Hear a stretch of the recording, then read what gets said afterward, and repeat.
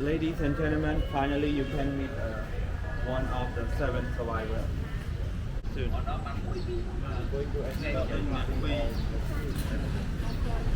Hey everybody, Bruce Lee here. Welcome to my channel. Today I am here to discover the dark past that happened in Cambodia between 1975 and 1979, where they lost almost a third of their population due to murder, genocide, disease, torture. I have a tour guide here. Hopefully I can learn a lot more about it and share it with you. Let's check it out. Killing field. How it became killing field.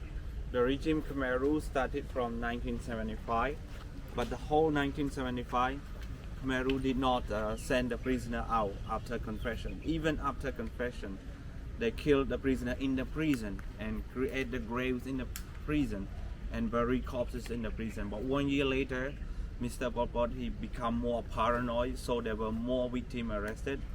That is why the space, the compound of the prison is not enough for the graves. So Mr. Duch, the chairman of that prison, he was one of the Khmer Rouge high-rank official that was trusted the most by Pol Pot for controlling that prison. He decided to look for any area near Phnom Penh for the killing field. Finally, he chose this Chinese cemetery. But among 129, only 86 were excavated, and we collected 9,000 skulls. But first, we don't have big memorial stupa like this. We just put the skull, the bones, and especially the skull preserved in the wooden rooms. But later on in 1988, we built this and clean the skull, soaked with chemical substance, arranged tier by tiers. And France archaeologists also coming here, supporting the excavation. Now we find small identity of each skull. The skull are classified into such age, nationality, and cause of death. That's how they transfer the victim from prison here after confession, approved by senior leader of Khmer Rouge, Pol Pot Son Sen Nunchia. And the slaughtering unit, they brought the prisoner from Phnom Penh. The victims were blindfolded, handcuffed, skinny, exhausted, and the leader of the team, he recorded the name and numbers of the prisoner, and then the prisoner were walked down one by one to the grave. The music started to be played, and the victims were blindfolded, so they did not see anything around. They just assumed that, oh, I hear this music every day before I were arrested. That is why I'm going to be released soon. So they were feeling comfortable like this. But it is not the working camp, it is the extermination camp where they were slaughtered. Another painting, second painting, is showing us how they separated the prisoner when there were too many. For example, 300 per day, around 14 executioners working here. They could not kill many prisoners quickly, because you remember how they killed the prisoner. It's not by gas chamber or shooting. They use primitive tool or farming tool, cheaper tools, so very slow. Ladies and gentlemen, have you ever seen this tree before? Palm tree, Cambodian palm tree. The species of it is different from palm tree in your country, right? Look at the branch of this tree. You can find such a tree throughout Cambodia. So sometimes Khmer Rouge, they were even more crazy and more cruel. They didn't want the enemy die quickly, so they tried to find another ways to make their victim, to make their enemies suffer before the enemy die. So they cut the branch of Cambodian palm tree, branch by branch. They choose the fresh one like this, cut the leaves, and grab the hair of the prisoner and cut the throat slowly, steer the throats. So the victim crying, crawling on the ground, and bleedings, and they were feeling happy enough when they could see the enemy suffer like this. If you want to feel how sharp and strong it is, come and gentle touch on it. How about the throats of human being.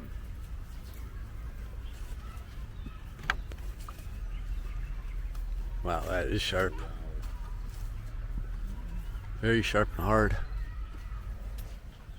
Executioner not only here but throughout the country, they were teenager, aggressive and uneducated from proletariat families, because easy for revolution to brainwash them. Join Khmer Rouge because they have discrimination with the rich people, intellectuals, wealthy people. That is why the victim, the executioner here, they could kill even the baby and children of the prisoner without mercy. Khmer Rouge, they were trying to save up the weapons, so guns and bullets were not used to kill the enemy. So they were using such a tools. In the interview around 7 years ago, one of the former executioner coming here, he was standing around near the grave right here, explain how he and his team killed a prisoner here. He said that when military trucks stopped there, he recorded the name and number of the victims, and then he assigned his team to the grave. One grave there had to be 2 executioners, one inside, one at the pit of the grave. Prisoners were blindfolded and handcuffed, skinny, exhausted, really sick, and they followed the orders. They kneeled down near the grave, and executioner told them that that's your new home. Don't move, sit still there. But behind, they were grabbing the digging holes, target the neck, and beat on the neck for 2 times. The prisoner fell down into the bottom, and the other executioner was ready with very sharp knife, grabbing the hair, cutting the throat slowly, cutting the belly open, and took all intestine and organ out. The reason why cutting the throats, to make sure that the prisoner had to die. No one just lost consciousness or pretend to die in the grave. Cutting the belly open and took all organ out to make sure that the dead body, the corpses, would not be very much bigger and swollen.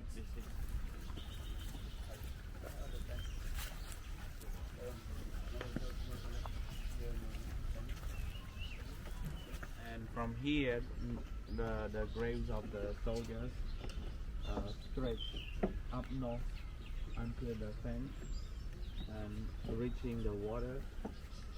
43 more graves have not yet been excavated, under the reason that let them rest in peace, don't disturb them more.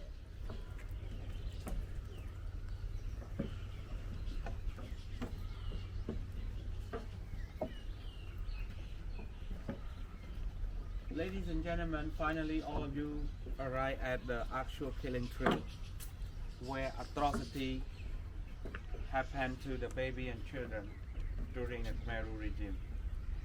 2 days after the regime collapsed, the man who arrived here first, what did he see in my presentation? The blood hair brand of the baby and children. And then he saw this grave, and inside this grave he saw the skull, the bone, the corpses of the baby and children, and dead body of women with no clothes. So Cambodian children and baby, they were so unlucky. They were born and grown up at the wrong times and wrong place. When mom and dad become traitors, they were automatically becoming traitors. They should have been in school, preschool, kindergarten or primary school, rather than being separated from mom and brought to the killing tree like this. Former executioner also admitted that he and his team were slaughtering the baby and children by smashing the head of the baby and child against the tree. Very emotional. When traveler arrive here, they put bracelets. We praise, may the spirit rest in peace in paradise permanently. Some Cambodian traveler, young generation like junior high school and high school students, They put teddy, toy, milk, candy, yogurt, lotus flowers to pay our respects, our mercy to them. And very traumatic for me because I come here every day.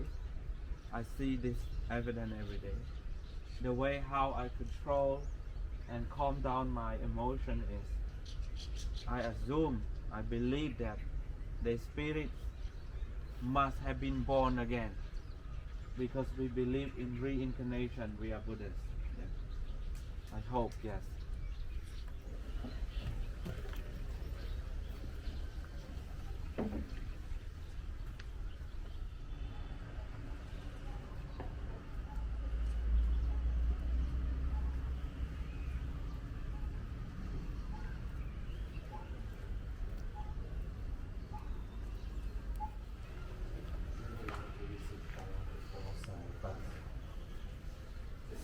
For Cambodian side, but that's fine if you want to move inside just this way and around and get out exit by this way. So starting from here down and visit all the four sides. Please.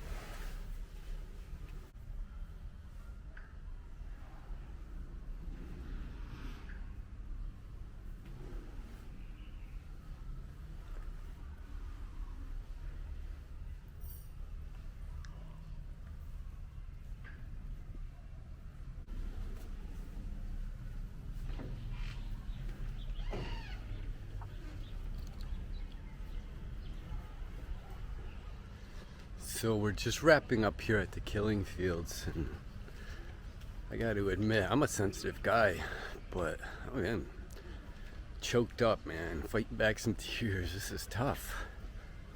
The stuff that happened to the poor kids. It's hard to take it all in. So now that we're wrapping up here, we're all gonna head over to the prison, which is a former school where they would keep the people before they brought them here, and see how that part of this process took place. So now all of us are inside the prison compound, Genocide Museum S21. So this prison before Khmer regime, it was a high school, and all the buildings were built in 1962. But from 1975, when Khmer took over the whole country, especially city, this high school compound was converted into the security place. Among 196, it was a central one, the most secret and cruel one. Ladies and gentlemen, the regime was collapsed in what year? Anybody remember? 1979. 7 January 1979. What country supported the Liberation Front Army? Vietnam. Around 100,000 Vietnamese soldiers plus 10,000 Cambodian soldiers fighting to the city and liberate the eastern part of Cambodia, including Phnom Penh. But Vietnam and new government supported by Vietnam, they didn't even know that this is the prison until 3 days later. Vietnamese troops entered the compound here, and two of Vietnamese soldiers, they still remember that when they entered the compound here, it was so smelly everywhere, and the most smelly building is building A. He saw lots of blood on the floor. Oh, why? Because there were 14 dead bodies inside the room, 14 rooms, downstairs and upstairs. The throat of the corpse cut, the ankle of the dead body were shackled and chained to the bed. They were the last 14 prisoners that were arrested a few weeks or a month before the regime collapsed. and they were slaughtered on 5 days before the regime collapsed. The reason why Khmer Rouge did not send them to the killing field and kill them at the killing field, because the Vietnamese troops, they were so close to the city, so they didn't want to be confronting Vietnamese soldiers. In a rush hour to escape, they decided to kill all these victims in the room by room. And Mr. Ho Van Tay, one of the Vietnamese soldiers, he saw the dead body like this. He took the photographs, and now we print it and hang on the wall for young generation and tourists from around the world to see. And the dead bodies were taken out and were buried in front of building A here. If you count, you will see 14 tombs right here. Among 20,000 people, there were only 7 people who could survive. May you take a look at this photo. They are the survivors. But now 5 guys, 2 still alive. The shortest man, he is 88 years old, Bu Mei, and you're gonna meet him soon. And the first man from the left side, Chom Mei, 94 years old. And the other, they die already. This photo was taken after the regime collapsed. And all of them had skill. All of them were useful for the prison. Otherwise, they would have been killed like other prisoners as well.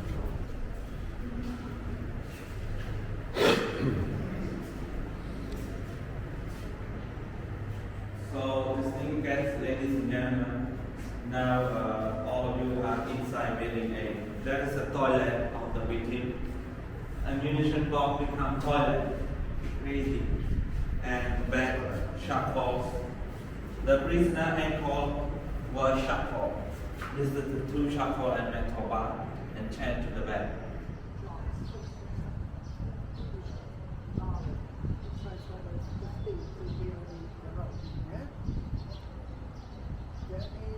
Case Rose Row 1, Mr. Doi, was convicted as a war crimes and crime against humanity. He was sentenced to be in jail for whole life in 2012.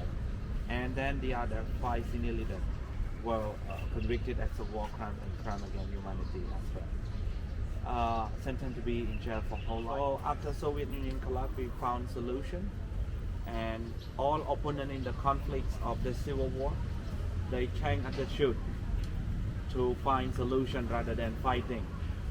So Prime Minister Hun Sen went to Paris, King and his son went to Paris, Pol Pot sent his friend Khieu Samphan to Paris, Son San went to Paris. Together they signed agreement to stop fighting and follow the article of the agreements, the guideline of democracy, free and fair election. In 1993, United Nations organized the election for Cambodia. But Mr. Pol Pot, he rejected the election. May you tell me the reason why Pol Pot rejected the election? Because he didn't win. Yeah, of course. Quite simple. So ladies and gentlemen, what do you see on the floor here? That is the frame of the cell, even with demolished. But you still can identify 1 meters and 2 meters long for 1 person. No doors. The walls up here and no colors. As we need space for photo, we remove it. And all the photos here were printed in 1983.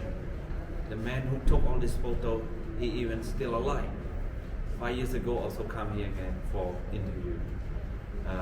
Describe and explain to the journalist. His name is Mr. Nyame. Most of the victims, they were in fear. Look at them. This side, the photograph of security guard and soldiers. You remember the soldiers of Khmer Rouge that were slaughtered at the killing field? 1 grave, I told you.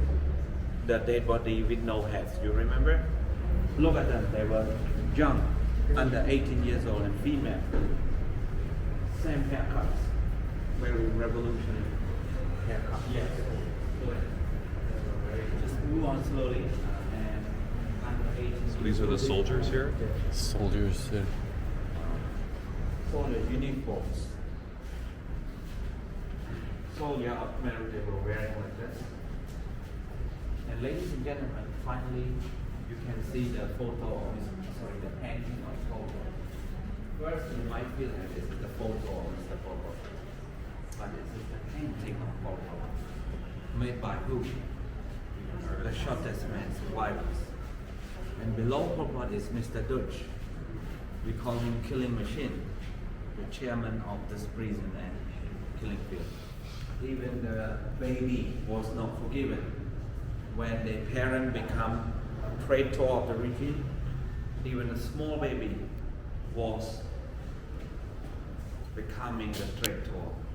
And by this side, I recommend you to walk to see the other side of this gallery, and then you're gonna see photograph of children. By this way, please. And I wait you here. Foreigners, but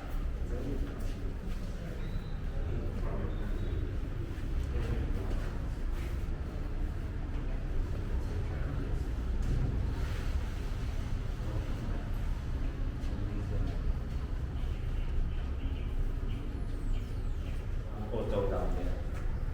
And how you feel? What do you notice here? Ladies and gentlemen, blindfold and arm bones with a string handcuff because Khmer Rouge tortured them, slaughtered them by beating on the neck, cut the throat, cut the belly open. So the condition of the victim when they were slaughtered, when they died, they fell down into the bottom of the grave, blindfold and handcuffed like this. That is why when we collected the skull from the graves, most of them we see with the blindfold. Ladies and gentlemen, finally you can meet one of the 7 survivors.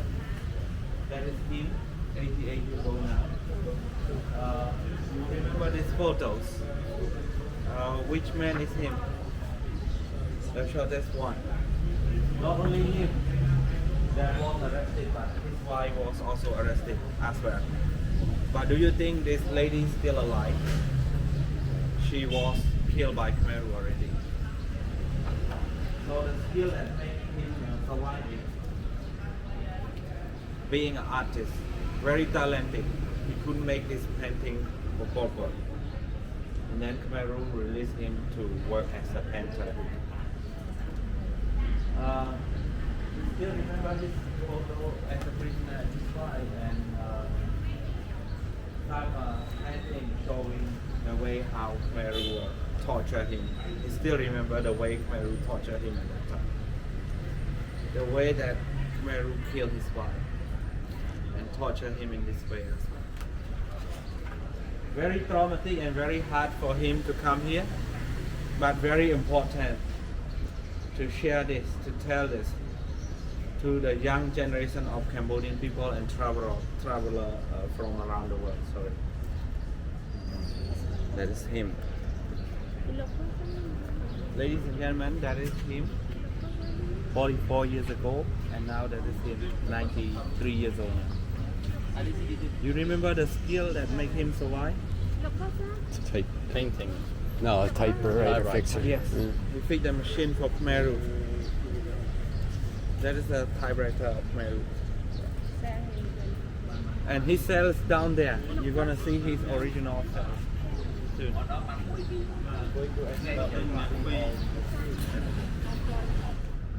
Ladies and gentlemen, all the buildings during the Khmer Rouge regime, they were surrounded by barbed wire like this, plus electricity. But now we preserve only C with original condition. Let's get inside the building.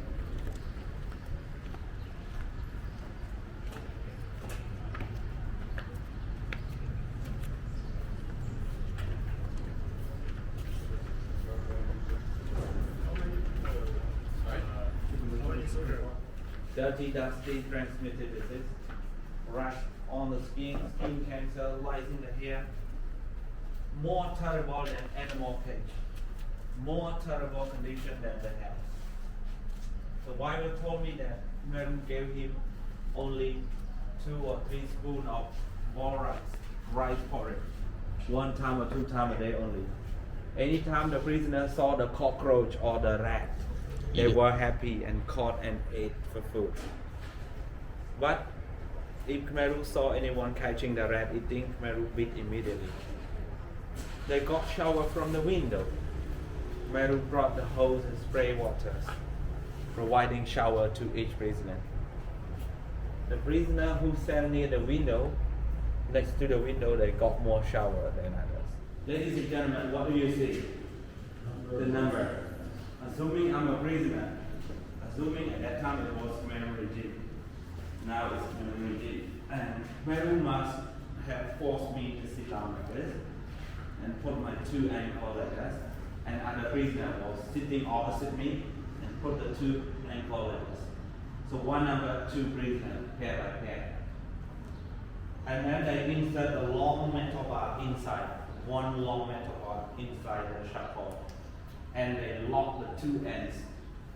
So when the prisoner was sitting up, opposite face like this, when sleeping, opposite head against other rows. So one row, two rows, or three rows. Male and female were separated, the children were separated. And one toilet shared to the group. And 2 times a week they spray the water. The hose from downstairs sprays to the whole group. I will give you some instruction to visit building D, the last building, and you're gonna meet survivors soon. I forgot to tell you that besides 7 old people, there were some children who survived from this prison as well. 4 still alive, 1 died. You see the tallest boy in the middle, 9 years old, and that is him, 53 years old down there. The right side of him, younger brother, 6 years old, and now 50 years old down there. They could survive because they were hiding in a big piles of clothes, victim clothes. Khmer Rouge, in a rush hour to escape, they even tried to look for any prisoner who's still alive to kill. But all these children, they were hiding in the big piles of clothes. If Khmer Rouge had seen them, Khmer Rouge would have killed them as well. So you're gonna meet them soon after building D. So building D, you're gonna see photo, torturing tools, information, exhibition, painting made by survivors.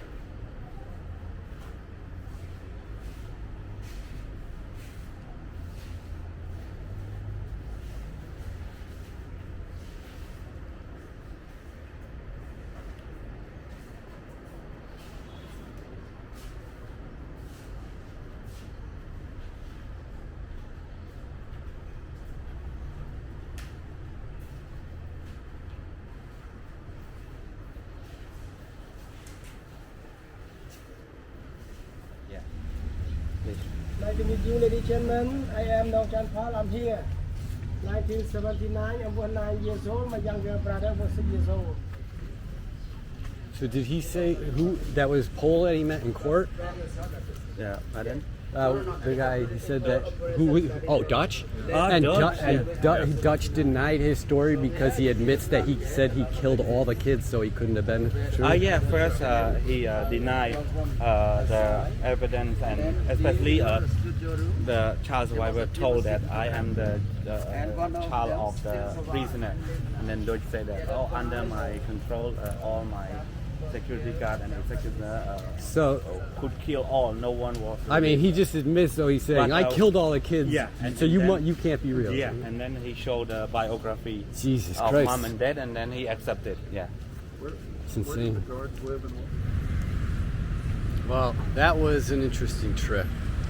I have got to say, it affected me a lot more than I thought it would have.